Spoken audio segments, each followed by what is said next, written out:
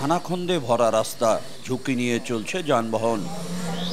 নীলফামারী সৈয়দপুরের পোড়াহাট বাজার থেকে রংপুরের তারাগঞ্জ পর্যন্ত রাস্তার এমন বেহাল দশা, চলাচলের অনুপযোগী রাস্তাটিতে চলাচল করতে গিয়ে প্রায় ঘটছে দুর্ঘটনা।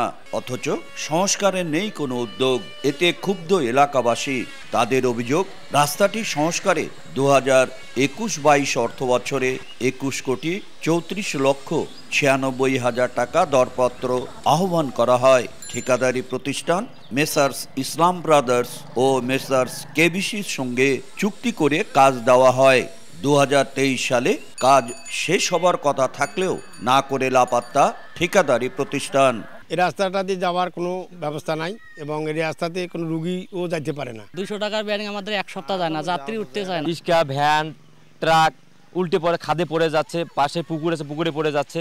এ অবস্থায় নতুন করে দরপত্র আহ্বান করে কাজ শুরু করার কথা জানান উপজেলা নির্বাহী প্রকৌশলী। হেড অফিস সেটা যাচাই বাছাই করে আমাদেরকে যদি অনুমোদন দেয় তাহলে আবার এটা নতুন করে টেন্ডার হবে, নতুন করে ঠিকাদার নিয়োগ হবে। প্রিভিয়াস যে ঠিকাদার ছিল ওনার 10 কিলোমিটার করে আমরা টার্মিনেশন করছি। উনি কাজ সমাপ্ত করতে না পারার কারণে ওনার 70 লাখ টাকার মতো জরিমানা হয়েছে। পোড়াহাট বাজার থেকে রংপুরের তারাগঞ্জ পর্যন্ত 18 কিলোমিটার রাস্তার প্রায় 8 কিলোমিটারেই ব্যবহারের অনুপযোগী।